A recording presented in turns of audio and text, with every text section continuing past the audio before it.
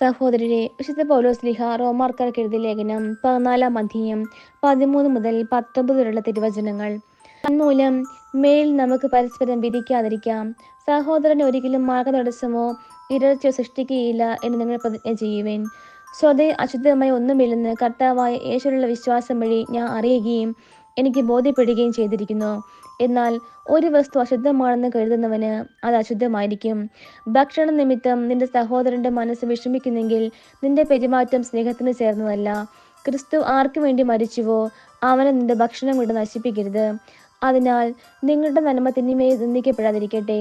കാരണം ദൈവരാജ്യം എന്നാൽ ഭക്ഷണവും പാനീയവുമല്ല, പ്രത്യുത നീതിയും സമാധാനവും പശ്ചാത്താപമുള്ള സന്തോഷവുമാണ്. ഇപ്രകാരം ക്രിസ്തുവിനെ ശുശ്രൂഷിക്കുന്നവൻ ദൈവത്തിന് സ്വീകാര്യനും മനുഷ്യർക്ക് സുസമ്മതനുമാണ്. ആകയാൽ സമാധാനത്തിനും പരസ്പര ഉത്കർഷത്തിനും ഉതകുന്നവ നമുക്ക് അനുവർത്തിക്കാം. നമ്മുടെ കർത്താവായ മിശിഹായ്ക്ക് സ്തുതി. സഹോദരരെ, വിശുദ്ധ യോഹന്നാൻ എഴുതിയ സുവിശേഷം 16-ാം അധ്യായം 16 മുതൽ 24 വരെയുള്ള തിരുവചനങ്ങൾ. അല്പസമയം കഴിഞ്ഞാൽ നിങ്ങൾ എന്നെ കാണുകയില്ല, വീണ്ടും അല്പസമയം കഴിഞ്ഞാൽ നിങ്ങൾ എന്നെ കാണും. അപ്പോൾ അവന്റെ ശിഷ്യന്മാരിൽ ചിലർ പരസ്പരം പറഞ്ഞു, അല്പസമയം കഴിഞ്ഞാൽ നിങ്ങൾ എന്നെ കാണുകയില്ല, വീണ്ടും അല്പസമയം കഴിഞ്ഞാൽ നിങ്ങൾ എന്നെ കാണും എന്നും ഞാൻ പിതാവിൻ്റെ അടുത്തേക്ക് പോകുന്നുവെന്നും അവൻ നമ്മോട് പറയുന്നതിൻ്റെ അർത്ഥം എന്താണ്? അവർ തുടർന്നു, അല്പസമയം എന്നതുകൊണ്ട് അവൻ എന്താണ് അർത്ഥമാക്കുന്നത്? അവൻ പറയുന്നത് എന്താണെന്ന് നമുക്ക് അറിഞ്ഞുകൂടാ.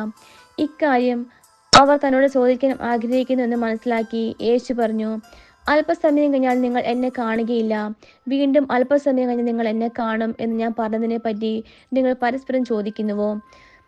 സത്യസത്യമായി നിങ്ങളോട് പറയുന്നു, നിങ്ങൾ കരയുകയും വിലപിക്കുകയും ചെയ്യും, എന്നാൽ ലോകം സന്തോഷിക്കും. നിങ്ങൾ ദുഃഖിതരാകും, എന്നാൽ നിങ്ങളുടെ ദുഃഖം സന്തോഷമായി മാറും. സ്ത്രീക്ക് പ്രസവവേദന ആരംഭിക്കുമ്പോൾ അവളുടെ സമയം വന്നതുകൊണ്ട് അവൾക്ക് ദുഃഖമുണ്ടാകുന്നു. എന്നാൽ ശിശുവിനെ പ്രസവിച്ചു കഴിയുമ്പോൾ ഒരു മനുഷ്യൻ ലോകത്ത് ജനിച്ചതുകൊണ്ട് സന്തോഷ നിമിത്തം ആ വേദന പിന്നൊരിക്കലും അവൾ ഓർമ്മിക്കുന്നില്ല. അതുപോലെ ഇപ്പോൾ നിങ്ങളും ദുഃഖിതരാണ്, എന്നാൽ ഞാൻ വീണ്ടും നിങ്ങളെ കാണും. അപ്പോൾ നിങ്ങളുടെ ഹൃദയം സന്തോഷിക്കും.